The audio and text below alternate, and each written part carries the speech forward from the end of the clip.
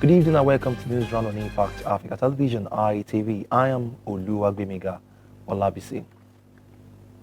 After a tense campaign process and an electoral process widely characterized by vote buying, ballot snatching, violence, and other electoral malpractices, results from the gubernatorial election held in Kogi and Bayelsa State have continued to trickle in.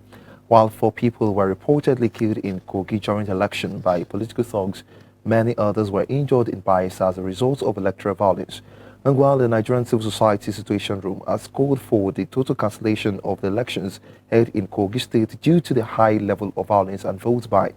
This, the Situation Room, a coalition of prominent civic groups, said is because the Kogi election represents a major dent to Nigeria's democracy. The convener of the Situation Room, Clement Nwako, announced the group's stance in a press conference in Abuja today. According to him, if this election is allowed to stand, 2023 and the Ondo State election next year will be a bloodbath. Governorship election was held across the state, while a central rerun election was held in Kogi West District. The Situation Room is one of the accredited observers for the election. Meanwhile, candidate of the All Progressive Congress in the Kogi State governorship election and incumbent governor of the state, Yahaya Bello, is leading with a very wide margin in the result announced so far.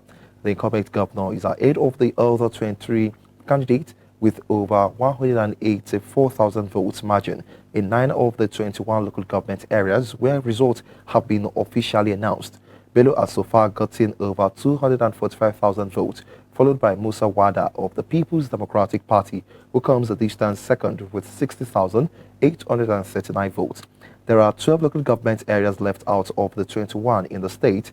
The various local government coalition officers are reporting that thousands of votes were cancelled as a result of violence.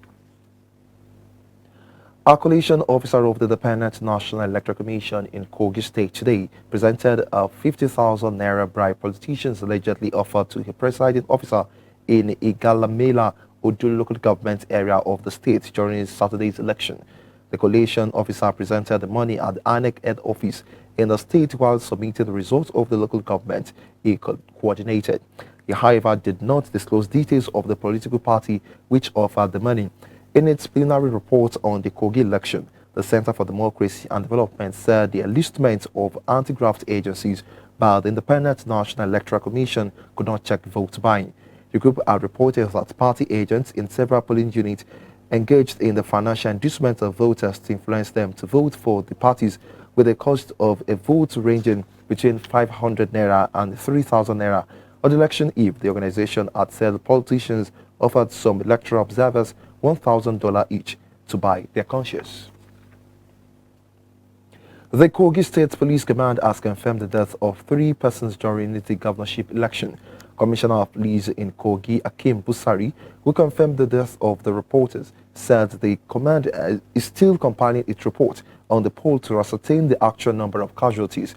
Busari said 10 persons were arrested across the state during the election. He said 3 persons died in Lokoja, the state capital, when armed thugs invaded St. Luke Primary School at Dana Kolo during the election. Busari, however, described the situation in the state as calm. Earlier, candidate of the People's Democratic Party in Saturday's Kogi West Central election, Gino Melaye, had said his nephew, who was allegedly shot at a polling unit, has died. In a tweet, Melaye said the man whom he identified as Olorun Junwon died early today. Hours later, the politician shared a video of grave diggers preparing the place where his nephew would be interred.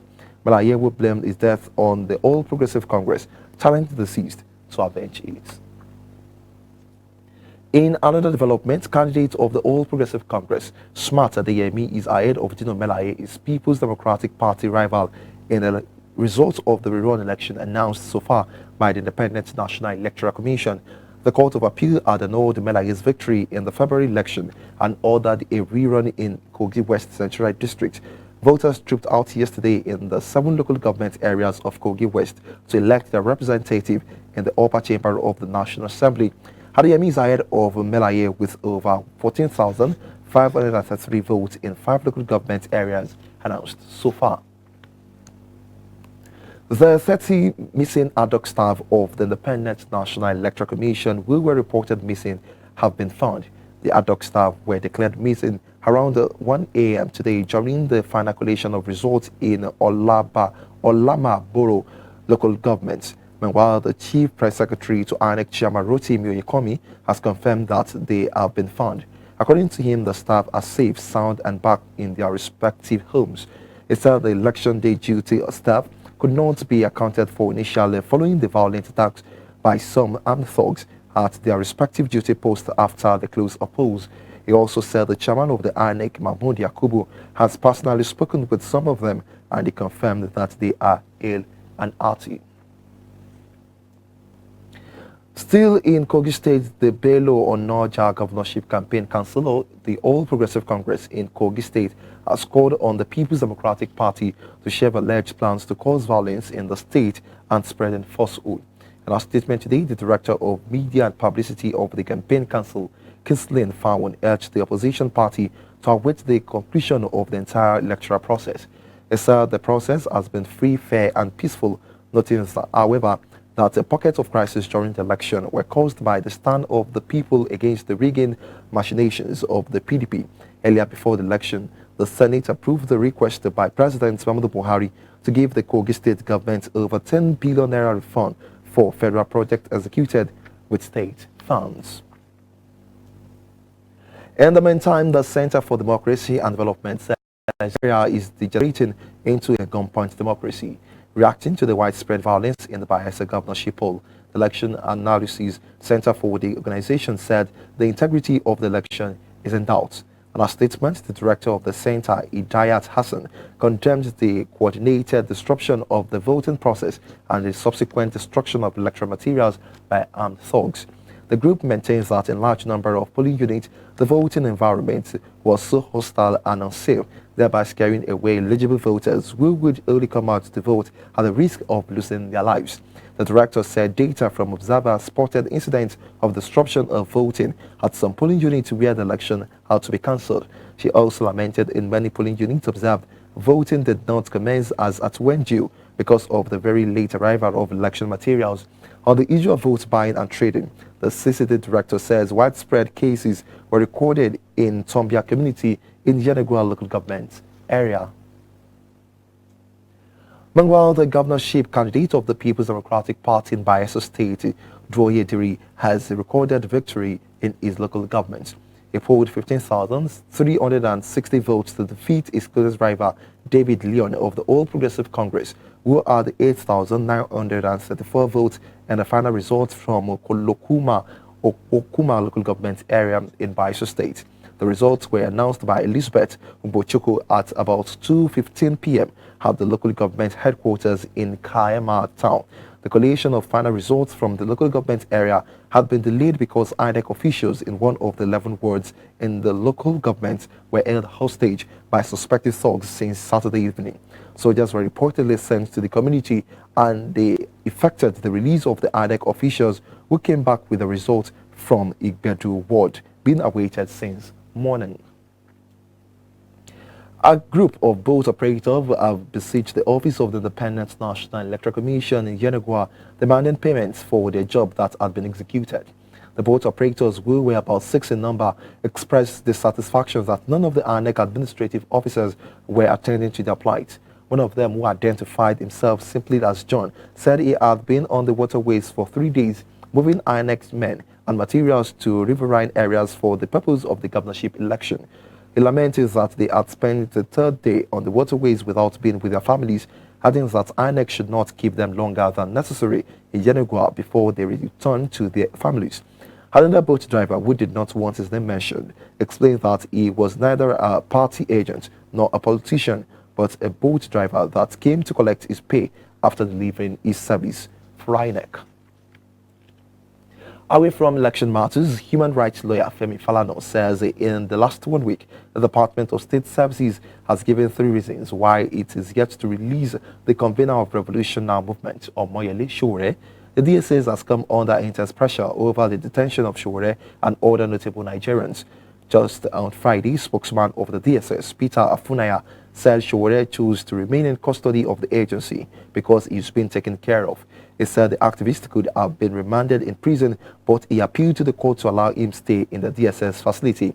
But Falana described Afunaya's statement as an embarrassment to the country.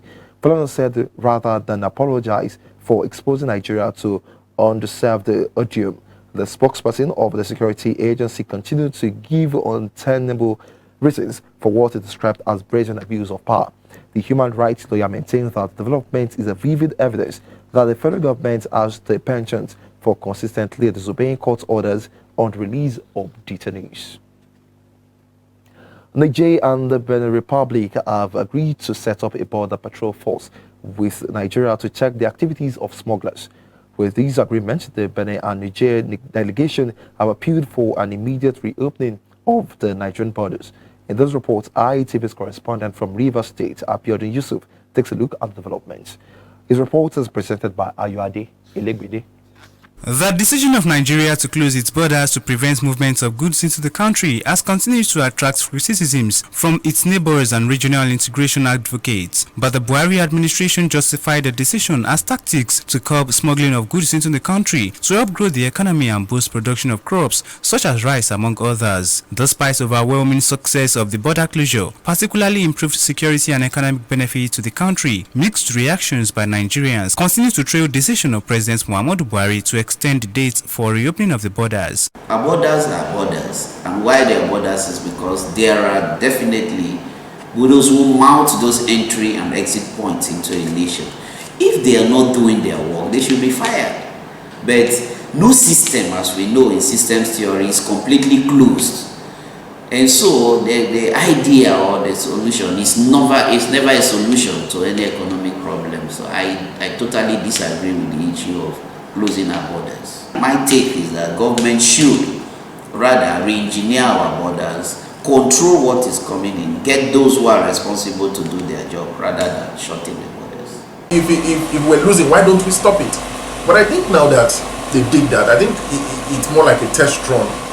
I think it should be further done. It should be done for a period, even if it's going to be for 4 years, 5 years. It's something we should really look at, we should consider. But it should be a process that it should be thought through. The law enforcement agents as well, and then the border itself. What are the structures there? Who are the people that man this border? How are they being checked? Because if they are not in collaboration with the smugglers, these things will come in. What exactly do they hope to gain by closing the borders? I'm all for stopping rice coming in. I'm all for supporting our local producers. But then the basic infrastructure needs to be on ground. It's all well and good closing the border and say, look, these things can't come in. But what are you doing to assist the local manufacturers or producers to make their job easier? All over the country, electricity is a problem. So for me to produce 1 bag of rice, the cost of the generator, the cost of the fuel and all that has to be built in. Things would be easier and better and promote better production if all the basic infrastructure was on ground. The Controller General of Customs, retired Colonel Ahmed Ali, said the closed borders is aimed at restoring the country's economy by protecting homegrown products like rice and poultry.